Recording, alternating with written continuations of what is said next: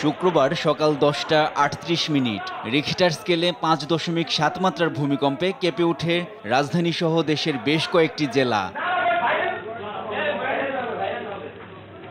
ভূমিকম্পের পর পুরান ঢাকার আরমানিটোলার কসাইটুলিতে 7তলা ভবনের রেলিং ধসে 3 জন নিহত হন, সেই সঙ্গে 10 জন আহত হয়।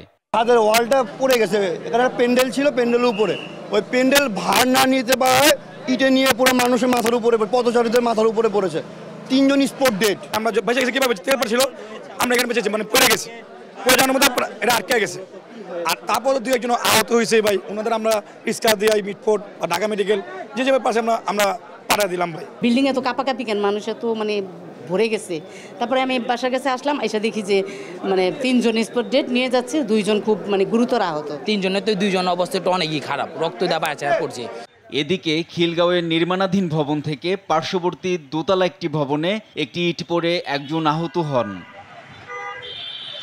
অন্যদিকে বাড়িধারা ব্লক F রুট 5 এলাকার একটি বাসায় আগুনের খবর পাওয়া যায়, তবে অগ্নিকাণ্ডের ঘটনাটি ভূমিকম্পের কারণে সৃষ্ট কিনা তা জানা যায়নি।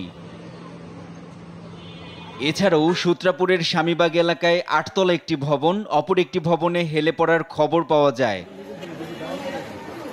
অন্যদিকে কলাবাগানের আবেদখালী রোডে একটি 7তলা ভবন হেলে পড়ার খবর পাওয়া যায়।